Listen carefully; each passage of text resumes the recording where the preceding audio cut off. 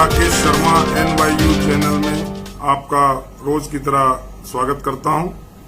और आज देश का मुद्दा कार्यक्रम के तहत हम एक ऐसे मुद्दे को ले रहे हैं जिससे आम भारतीय, विशेषकर लीगल फ्रेटर्निटी के लोग बहुत बुरी तरह से प्रभावित हैं।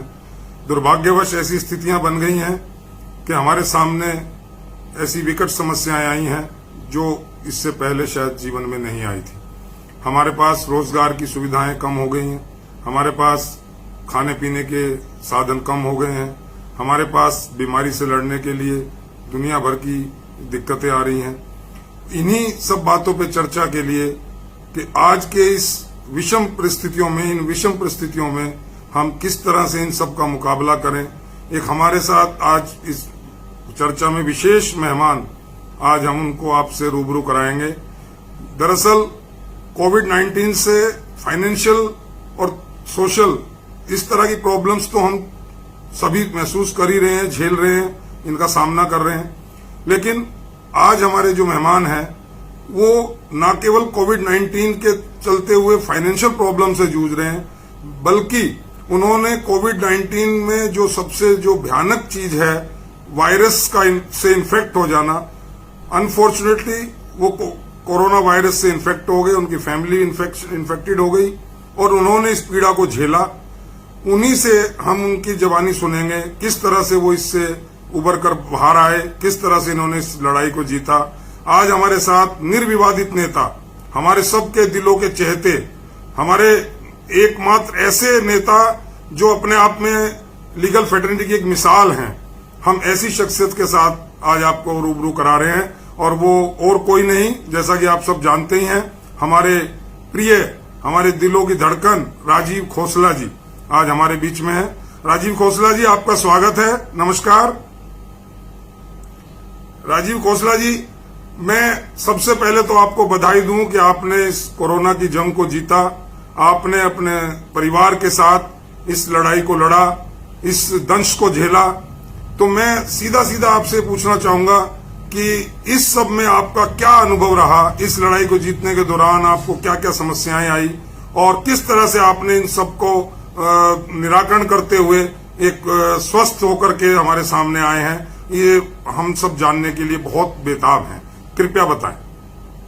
देखिए, सबसे पहले तो मैं ये कहना चाहता हूँ कि जो बीमारी है ये ऐसी बीमारी नहीं है जिससे कि आदमी बहुत डरे जी। हाँ, क्योंकि अखबारों में आ रहा है, जाके बाहर देशों में हो रहा है, बहुत सारी मौतें हो रही हैं।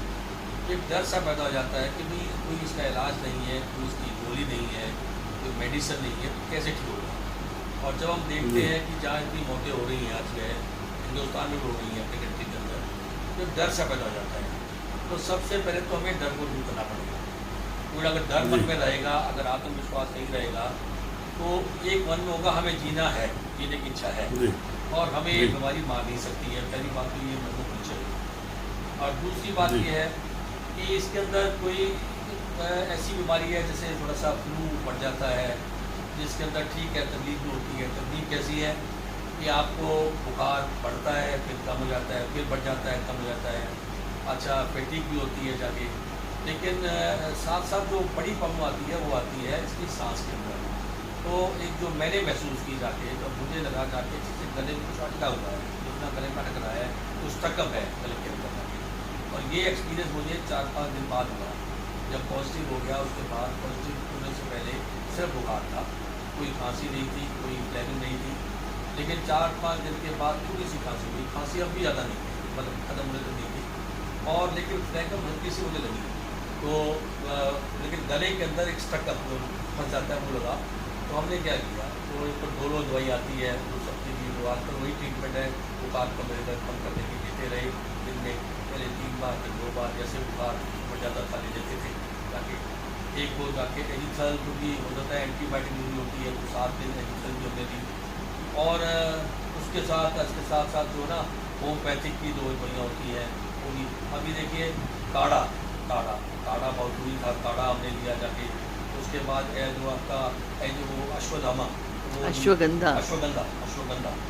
ली और गिलोय का रस पिया और साथ स्टीम लेते रहे, स्टीम बहुत दूर लेते रहे। तो बहुत सारी दवाई ऐसी दी, ताकि बीच में एक ऐसे भी आया था जब गले में लगता था बलगम वगैरह काफ़ी प्रॉब्लम है, तो उसमें एक हमारी एक और वही थी म्यूजिक बैंक जो है 600 ग्राम हो गई थी। विटामिन सी जो है बहुत जरूरी होती है, 500 ग्राम सुबह, 500 ग्राम बाद में। विटामिन डी हफ्ते में एक बार। इसके बाद जाके और भी जो विटामिन है वो अंदर जाने से वो लेते रहे जाके। तो मैंने महसूस किया जाके कि ऐसा है कि होम जो क्वारंटाइन है, जो आइसोलेशन है, जो होम आइसोलेशन वो बेटर है। अगर आप हॉस्पिटल जाएंगे तो एक बड़ा एक अजीब सा एटमोसफियर हो जाता है। अपने घर में अगर सुविधा है तो मैं समझता हूँ हॉस्पिटल के अंदर तो आपको होम्योपैथिक दवाई देंगे नहीं, हॉस्पिटल के अंदर आपको ये नहीं देंगे, काढ़ा वाड़ा नहीं देंगे जाके वहाँ जाके। तो घर के अंदर आप नींबू पानी बहुत पीजिए, नींबू पानी से हम लोग पीजिए गर्म। मैंने कभी जिंदगी में ठंडा से कम नहीं किया, सर्दी में ठंडा पीता था, लेकिन आप गर्म पिए और नियमित रूप से भाई आपको करना है तो करना ही है, चाहे उसमें टेस्ट है या नहीं है जाके बात। तो ये सब चीज़ें देखी और स्वस्थ हो गए। हाँ, एक बड़ी बात मैं कहना चाहता हूँ, ऑक्सीमीटर का बहुत बड़ा रोल है इसके अंदर। ऑक्सीमीटर क्योंकि अगर आपके सांस, अगर आपका श्वास कम होगा तो पूरी बॉडी के अंदर उसका लेवल कम हो जाएगा। तो ऑक्सीमीटर जो है वो बड़ा जरूरी होता है। तो ऑक्सीमीटर हमने ले लिया, हमने वेदांता से उससे भी लिया जाके, अपना मैक्स से भी ले लिया, पैकेज ले लिया था, उसमें ऑक्सीमीटर दे देते हैं, हम अपना भी ऑक्सीमीटर लेंगे। तो ऑक्सीमीटर में अगर आप 90 से कम होती है, 90 आपकी डेडलाइन है, 90 से कम होती है उंगलियों के अंदर ऑक्सीमीटर के अंदर, तो वो एक डेंजर पॉइंट है। हमने अपने घर में ऑक्सीमीटर ले लिए थे, हालांकि हमें उसकी आवश्यकता नहीं थी, किसी को नहीं पड़ी, ना मुझे ना मेरे भाई ना बेटे को। लेकिन शुक्र है। हाँ, लेकिन 90 होने पर तो आपको ऑक्सीजन लेनी पड़ेगी और उसके बाद हो सकता है उसके बाद फिर हॉस्पिटल से कंसल्ट करें। जैसे हम लोग रोज हॉस्पिटल से, दिल्ली गवर्नमेंट के लोग कभी 5, 7, 8 दिनों से दिल्ली गवर्नमेंट के लोग भी आ रहे थे, उनसे हॉस्पिटल का नंबर दिया था, डॉक्टर नंबर दिया था। तो रोज़ का जो रिकॉर्ड होता है कि क्या आपका टेम्परेचर है, क्या आपका ऑक्सीमीटर लेवल, क्या आपका चल रहा है, ऑक्सीजन चल रही है, ये सब उनको इन्फॉर्म करते थे। तो वो बताते थे हाँ ठीक है, अच्छा ठीक चल रहा है। तो उसके बाद अभी दिल्ली गवर्नमेंट ने भी कहा कि ऑक्सीमीटर हम अपनी देंगे जाके, हालांकि हमने ले लिए तब जाके ऑक्सीमीटर देंगे। मैं समझता हूँ अभी आप पूरी तरह स्वस्थ हैं, अभी आप और परिवार पूरी तरह स्वस्थ है, आप लोगों के दुआ से पूरी तरह स्वस्थ है, बिल्कुल ठीक चल रहे हैं। चलिए, हमें आपकी बड़ी कमी खलती रही खोसला जी, और क्योंकि आम वकील, आम आदमी के साथ साथ जो वकील फेटर्निटी है वो बहुत बुरी तरह से इस कोविड-19 से प्रभावित हुआ है। तो मैं समझता हूँ आप बीसीडी में भी हैं, क्या बीसीडी ने जो स्टेप आज तक लिए हैं, जब से ये लॉकडाउन स्टार्ट हुआ, कोरोना स्टार्ट हुआ और आज तक, क्या आप समझते हैं कि जो स्टेप लिए गए वो सेटिस्फैक्टरी हैं या कुछ और इसके अलावा बीसीडी को कर देना चाहिए था वार फुटिंग सिस्टम के तहत? देखिए, मेरा मानना था, मैं हार हो गया, मैं ज़्यादा पार्टिसिपेट करने से बात तो करते थे। मेरा मानना ये था कि कोई भी लॉयर को कम से कम जो आदमी मुश्किल में है 10,000 रुपये एटलीस्ट है, क्योंकि दिल्ली गवर्नमेंट जैसी और सेंट्रल गवर्नमेंट भी कंस्ट्रक्शन वर्कर को 5,000 रुपये। तो वकील का स्टेटस तो भाई ऊपर होता है, उसको आप कंस्ट्रक्शन के बाहर नहीं ला सकते। लेकिन मेजोरिटी डिसीजन होता है, सबने कहा नहीं जी दोबारा हो सकता है, ये 1.5 महीना नहीं चले तो हम एक कुछ और दे देंगे। तो मैं क्योंकि 15,000 चाहता था, तो 10,000 की बात हुई, फिर उनका 10,000 हम एक चीज़ देंगे पैसे बात। तो पहले 6,000 लोगों को दे दिया, फिर उसके बाद इन्होंने एक रिसीव दिया 11,000 और लोग आ गए इसके अंदर जाके। और उनको क्या रखा गया, जिन्होंने पहले ले चुके हैं उनको नहीं मिलेगा। हालांकि मैं इस बात में मेरा एक्टिविटी नहीं था, मैं समझता जो लोग मीडिया को देना चाहिए, लेकिन हाँ नहीं, दरअसल ये था कि पहले कुछ लोग आए ही नहीं थे, वो ये तो एक डिसीजन मैं समझता हूँ ठीक रहा कि कुछ को 1 रुपया भी ना मिले और कुछ को 10 मिल जाए। इससे बेटर है कि सबको ज्यादा से ज्यादा लोगों को 5-5 हजार रुपये मिल जाए, शायद ऐसा कोई सोच रही होगी जी। 16,000 लोग 11,000 लोग मिला गए। मैं वैसे मानता हूँ कि हर वकील, चाहे वो किसी अच्छे घर से हो या किसी घर से हो जाके, हर वकील जब वो वकील बन जाता है तो उसको घर से मांगने में शर्म आती है, आनी भी चाहिए। और ये एक प्राइड होता है कि मैं वकील बन गया। घर के लोग महसूस भी करते हैं मैं वकील बन गया, अब तो ये कुछ ला के हमें देगा। अब कुछ ला के नहीं भी देता, कम से कम अपना पैसा तो मांगे घर से, जेब खर्चा जो कॉलेज लेता है वो कर लेगा, ये मानता हूँ, सबकी जरूरत थी। लेकिन क्या है कि उसके अंदर जाके जो लोग बहुत स्थित थे, जिनके पास घर में जिनको गुजारा कर सकते थे, उन्होंने भी अप्लाई किया, गाड़ियाँ भी दी है, घर भी थे, एनीवे जो कर दिया। 16,000 लोगों ने को हमने पैसा दिया, 16,000 जो लोगों को दिया, तो 16,000 आप समझ सकते हैं 64,000 कम से कम मैं समझता हूँ 64,000 जो लॉयर है वो आपके किसी ऐसी राजीव जी कोई ऐसी स्कीम हम जिससे एक इसका परमानेंट सॉल्यूशन हो, मैं उसी बात क्योंकि 5,000, 10,000 या 8,000 देने से मैं नहीं समझता कि 4 महीने और अभी पता नहीं है 1 महीना और चलेगा या 15 दिन चलेगा या 2 महीने चलेगा, तो मैं समझता हूँ ये एक फौरी राहत है, एक इंटरिम रिलीफ है, इसमें कोई दो राय नहीं कि रिलीफ मिला, लेकिन क्या इसके अलावा कोई परमानेंट सॉल्यूशन की तरफ हमने जाना नहीं चाहिए था? देखिए मैं मानता हूँ कि 5,000 कोई रिलीफ नहीं है, मैं तो ये मानता हूँ जी। 5,000 रिलीफ नहीं है, तो लॉयर के लिए जाके अब 3-4 दिन होने वाले हैं जाके कोई रिलीफ नहीं है 5,000 का। इसके लिए जाके हमें सरकार से बात करनी चाहिए थी जाके। देखिए जी। आज बड़ी हालत देखिए, लॉयर्स का वकील का प्राइड होता है, हर वकील का प्राइड होता है, मांग नहीं सकता, जैसे जी। वर्कर मांगते हैं तो और लोग मांगते हैं, मांग लेते हैं, हम मांग नहीं सकते। तो हमारे साथ साहब जुड़ा है, वकील साहब, हाँ, अब साहब मांगेगा तो फिर तो सिस्टम गड़बड़ा जाएगा सारा। और एक इज्जत सोसाइटी में होती है कि वकील साहब है, जी। जाके वकील साहब का स्टेटस होता है। तो अब जी, इस जी। बात में सरकार को सोचना चाहिए था, सबको सोचना, जी। हाई कोर्ट को सोचना चाहिए था। भाई वकील साहब जो है आज के दिन जो 3-4 साल 5 साल वकील जाता है, जिसकी शादी हो जाती है, मैं समझता हूँ 50,000 महीने से कम खर्च नहीं होता, बच्चों का उनका खर्च नहीं होता है, स्कूल की फीस भी होती है। तो एक वकील आज जी। वकील लोग जो है वकील समझता है बहुत मुश्किल नहीं, बहुत मुश्किल नहीं। लेकिन अफसोस इस बात का है, ना तो दिल्ली सरकार है ना भारत सरकार, सभी लोग सोचते हैं मजदूर को सोचते हैं, कोई नहीं सोचता जाके कि ऑफिसर रिपोर्ट को जो ऑफिसर रिपोर्ट कराया जाता है जिसकी वजह से कोर्ट, ऐसा तो नहीं लगता कि अब वकीलों को वोट बैंक की ना मानती हो कोई सरकार, मैं यही कहता दिल्ली हूं, सरकार या केंद्र सरकार ये सोचती हो कि वकील तो बस वकील है, उससे हमें कोई लेना देना नहीं है? सरकार को शायद ये लगता है कि सरकार के लोग जब करप्शन में फंस जाते हैं, किसी से फंस जाते हैं, तो सरकार के लोग मंत्री उन वकीलों करते हैं जिनके पास वो 1-1, 2-2 करोड़ रुपया फीस देते हैं। तो सरकार का जी। तो उन तक ये रहता है, सरकार का ध्यान ही नहीं है कि जो एकाम वकील है उसकी हालत क्या है। तो ये जो बात, इसमें सबसे बड़ी बात यह है, हाई और कहीं ऐसा तो नहीं वो सरकारी अमला, वो बड़े नेता या बड़े मैं कहूंगा कि अधिकारी जो आपने बताया करप्शन में फंसते हैं या किसी और चक्कर में फंसते हैं, तो वो बड़े वकीलों को हायर कर लेते हैं और उनको करोड़ों रुपया फीस देते हैं, तो उनको लगता हो सारे वकील ही करोड़पति हैं, ऐसा उनके दिमाग में गलतफहमी तो नहीं है? उनको एक गलतफहमी है, बहुत बड़ी गलतफहमी है कि वकील जी। बहुत कमा रहे हैं। सरकार को जी। इस बात से अंदाजा होना चाहिए था कि 64,000 में से 16,000 वकीलों ने 5,000 के लिए कैसे भी अप्लाई किया, चलो किसी तरह अच्छा भी था, जी, जी। 16,000 वकील अप्लाई कर रहे हैं, जो मांग कर रहा है इसका जरूरत तो उसको है। तो जरूरत है। 25% लोग, 25% जो हमारी स्ट्रेंथ है, उन्होंने 5,000 रुपये लिए हैं। सरकार ये बात नहीं सोच रही कि 25% जो लॉयर पैसे 5,000 दे रहे हैं, तो वो उनका कितनी डिमांड है, कितनी जरूरत है पैसे की। दूसरी बात, सरकार ने ये भी नहीं देखा जाके कि जिन लोगों ने नहीं किया, जिनका 5,000 का गुजारा नहीं हो सकता था, या जिन्होंने किसी बात के लिए, प्राइड के लिए, भाई चलो मैं अपना नाम नहीं लेना चाहता, जिनके बच्चे स्कूल में फीस दे जानी है, उनके खर्चे भी हैं, किराए भी हैं, जाके उन्होंने सोचा ही नहीं जाके कि वो लोग भी वहाँ एग्जिस्ट करते हैं, वो भी तो 50% being Rajiv Khosla BCD member, क्या प्रपोजल आप देना चाहेंगे बीसीडी को या बीसीआई को? मेरा ये कंक्रीट मानना- कोई ऐसा प्रपोजल हो जिससे इसका कोई परमानेंट सॉल्यूशन निकलता हुआ दिखाई दे? मेरा ये मानना है क्योंकि सरकार जो है वो उसके पास कोई ऐसी तारीख नहीं है जिससे ये खत्म हो सके। जो जी। वर्चुअल कोर्ट चल रही है उससे सबका पेट नहीं भरा जाके। तो मेरा ये मानना है जाके कि हाई कोर्ट, देखिए दिल्ली हाई कोर्ट हमारी हाई कोर्ट है, हम ऑफिसर कोर्ट, हाई कोर्ट को बहुत बड़ा बजट मिलता है, बजट मिलता है जी। बिल्डिंग बनाने के लिए, रेनोवेशन के लिए, और बहुत सारे मशीन होते हैं, कंप्यूटर दूसरे बहुत जी। चीज़ें हैं जो कोर्ट के जी। लिए आवश्यक होती है। तो सरकार सबसे पहले जो कोर्ट है, जब सरकार नहीं देख रही जाके, सरकार को ध्यान नहीं है, तो जिस संस्था में बैठे हैं, जिनसे हमारा रोज का हमारी ताल्लुकात है, जिस तरह हमारा कोर्ट का सिस्टम, जुडिशल सिस्टम है, हम लोग सोशल फंक्शन में मिलते भी हैं, हम लोग सेमिनार में जज को बुलाते हैं।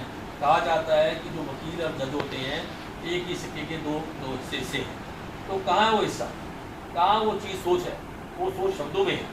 क्या हाई कोर्ट जो है रोज पीआई डील करती है, सुप्रीम कोर्ट डील करती है, डील करती, क्या उनको ये समझ नहीं आता कि वकीलों की हालत क्या है? क्या वो सोच आपको लगता है बेंच की तरफ से ऑपरेशन नहीं है? बिल्कुल नहीं है। बेंच की तरफ से जाके ये बात हुई, पब्लिक इंटरेस्ट लिटिगेशन में आज के दिन कोर्ट कोई भी ऑर्डर कर सकती है, करती रही है चीज को, गाड़ी सुमोटो भी ले सकती है, सुमोटो भी नहीं कॉग्निजेंस कहता। ले सकती है। बहुत सारी चीज़ों का सुमोटो कॉग्निजेंस किया है, और जहाँ जी। उसके अपने लोग जहाँ तक बाहर की जनता का सुमोटो ले रही है, लेकिन जहाँ उसके अपने लोग परिवार के लोग इफेक्टेड हो रहे हैं, बिल्कुल ठीक। परिवार के लोग इफेक्टेड है, वहाँ उनकी आंखें बंद है। वो ये नहीं सोचते जाके कि भी आपके पास इतना बजट है, आप उस बजट में कोई नई बिल्डिंग है, उस बिल्डिंग को आप खोल सकते हो, बिल्डिंग बन सकती है। क्या क्या कोई लोन सिस्टम लॉन्च नहीं करना चाहिए? उसी बात बिल्डिंग बन सकती है, बिल्डिंग 1 साल 2 साल बन सकती है। अगर बिल्डिंग के जाने वाले लोग उसको टाला जा सकता है, उसको टाला जा सकता है। तो बिल्डिंग फंड आया हुआ है, दूसरे पास कुछ और फंड भी होते हैं। मैं जब हाई कोर्ट बार का प्रेसिडेंट था, मैं जानता हूँ इस बात को।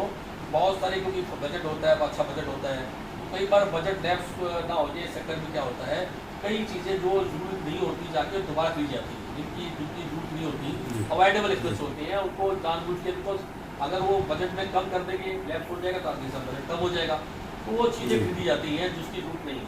तो हाई कोर्ट को केएल के अंदर अपने आप भी डायरेक्शन लेनी चाहिए थी, जाके भी कम से कम जाके वकील लोगों को उस फंड को एडवोकेट्स के वेलफेयर में डाइवर्ट कर देना चाहिए था। आपका कहना ये है? कोविड के लिए वेलफेयर के यूज करना चाहिए था, क्योंकि बिल्डिंग बच सकती। दूसरी बात, आज देखो भारत सरकार ने, दिल्ली सरकार ने लोगों को बहुत सारा कुछ सके 3-3 महीने का जो राशन बुक दे दिया, अपना दे दिया।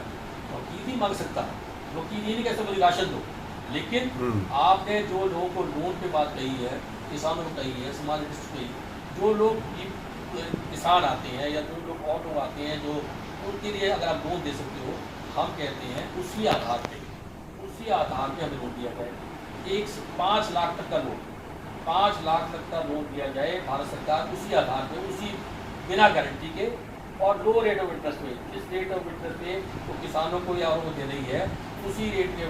बहुत बढ़िया सुझाव आपका, बहुत बढ़िया सुझाव। एक सवाल मैं आपसे करना चाह रहा हूँ राजीव जी।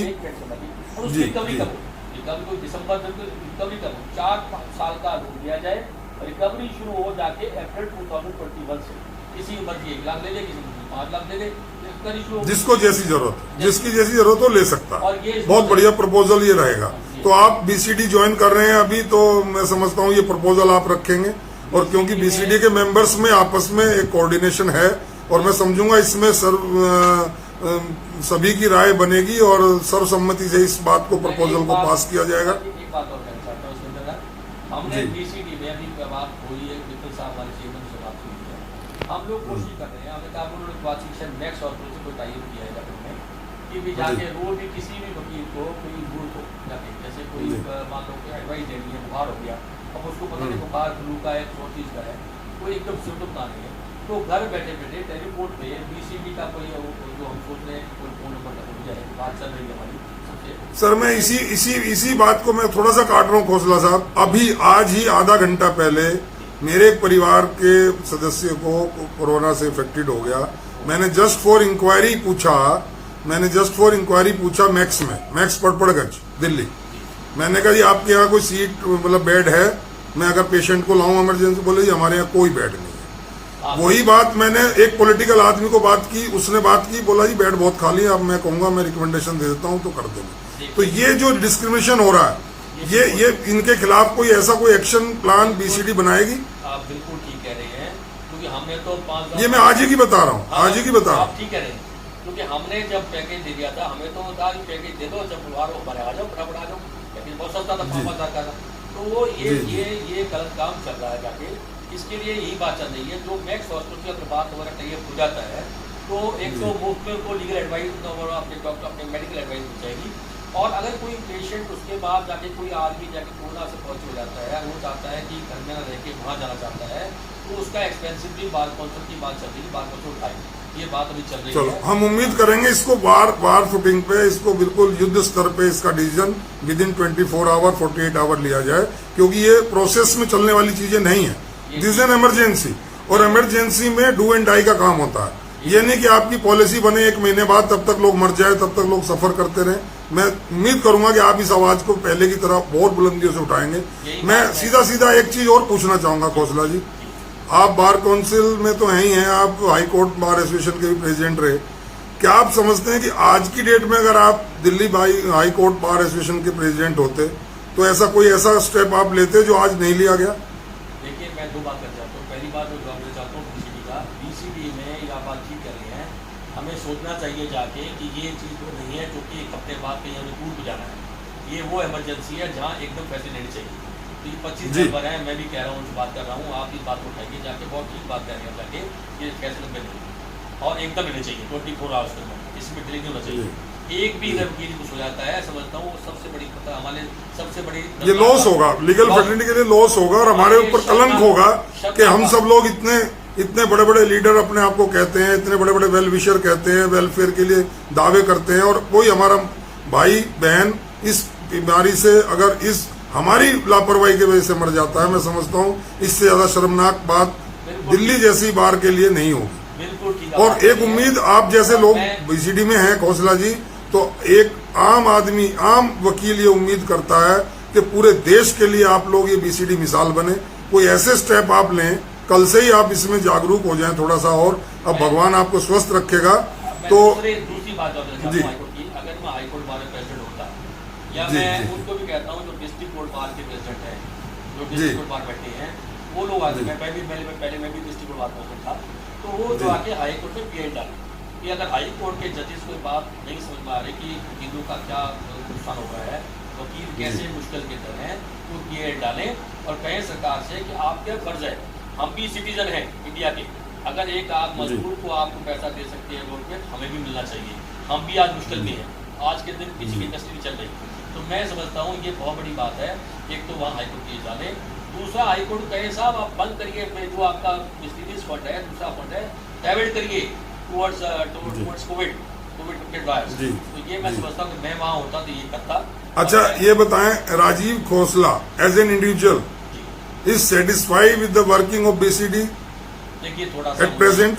थोड़ा सा इसमें कम भी, थोड़ा सा मुझे कम भी है इसके अंदर कि जिस तरह से जिस काम होना चाहिए नहीं हो पाया, जिस तरह से। अच्छा, regarding bar association specially DBA जहां आपका चैम्बर भी है, देखिए मैं they are working up to your satisfaction, up to the satisfaction of Rajiv Khosla? देखिए डीबीए भी हमारी बार है, हमारे बैठे और भी बार एसोसिएशन है, मैं अपना चाहता हूँ किसी भी बार में जाके लोग ठीक है अपना काम कर रहे हैं, जाके शुरुआत हुई है, जाके कोर्ट के अंदर जाके वो टेस्ट करवा रहे हैं, लेकिन मैं समझता हूँ टेस्ट की सुविधा घर पे होनी चाहिए। अगर आप जाके वहाँ जाते हैं, हेलो, अगर आप वहाँ जाते हैं जाके, तो हाँ ये बड़ा अच्छा काम किया उन्होंने, पर मैं समझता हूँ सब लोग मिलके बार कौंसिल मिलकर एसोसिएशन मिलकर पहला काम ये करें, किसी को भी टेस्ट हो उसका घर में बार कौंसिल या एसोसिएशन से मुफ्त टेस्ट हो, घर पे हो। घर पे होने का मतलब होता है अगर आपको 30 लोग इकट्ठे होंगे, आज एक आदमी टेस्ट होता है, कोविड होता है, तो और वो हो सकता है, घर पे टेस्ट होगा तो आप सुरक्षित रहते हैं। दूसरी मैं राय देना चाहता हूँ, कभी भी ऐसा कुछ हो जाए जाके, पहली बात तो ये काम करें घर पे टेस्ट, और होने के बाद कोशिश ये होनी चाहिए कि होम क्वारंटाइन अपने घर के अंदर ही सब इलाज करें, और जब घर में नहीं हो सकता जाके तो उसके बाद जाके हॉस्पिटल। ये मेरा है। बहुत बढ़िया आपने बात कही। एक लास्ट मैसेज अपने वकील भाई बहनों के लिए राजीव खोसला की तरफ से, कोई एक last message with in 30 seconds. देखिए सबसे बड़ी बात यह है कि मैं समझता हूँ रनिंग रूट नहीं है, अपना ध्यान रखिए, नियमित रूप से जो भी चीज़ देना चाहते हैं, जो बता रखा जो मैंने बताया है, तो और अपना बताएं। होम्योपैथी का दूसरा, हाँ प्राणायाम भी है, जाके अनुलोम विलोम भी है, आप ये लोग करते रहे, मैं समझता हूँ कोई मुश्किल नहीं है, सब ठीक होके आ जाएंगे। लेकिन नियमित रूप से ये मत सोचें कि इसमें टेस्ट नहीं आ रहा, या जबान पे टेस्ट कम हो गया है, या सोडियम पावर कम हो गई, मेरी भी हुई थी खत्म हो जाएगी, तो ये करते रहे। कोई भी मैं समझता हूँ इन हालत में सब जी बहुत बढ़िया खोसला जी, आपकी एडवाइस लोगों ने सुनी, बहुत अच्छी आपने अपना एक्सपीरियंस बताया, और इस उम्मीद के साथ कि बीसीडी में जो थोड़ा ठंडापन है, लगता है आपको, लगता है आम वकील को भी महसूस हो रहा है कि जो जिस तेजी के साथ काम कर रहे हैं, लेकिन जिस तेजी और जिस लगन के साथ, जिस इमरजेंसी को दिमाग में रखते काम करना चाहिए, वो शायद नहीं हो पा रहा है। उसी की उम्मीद के साथ कि अब आप उसमें थोड़ा सा पुशअप करेंगे और आम एडवोकेट इससे लाभान्वित होगा, उसको परेशानियां उसकी कम होंगी, और एक कोई परमानेंट सॉल्यूशन इसका निकलेगा, और एक रोड मैप बनेगा जिससे कि कोर्ट को खोला जा सके। उस रोड मैप पे बातचीत होंगी। इस उम्मीद के साथ मैं आपका धन्यवाद करता हूं। आप हमसे जुड़े, शुक्रिया, धन्यवाद, जय हिंद।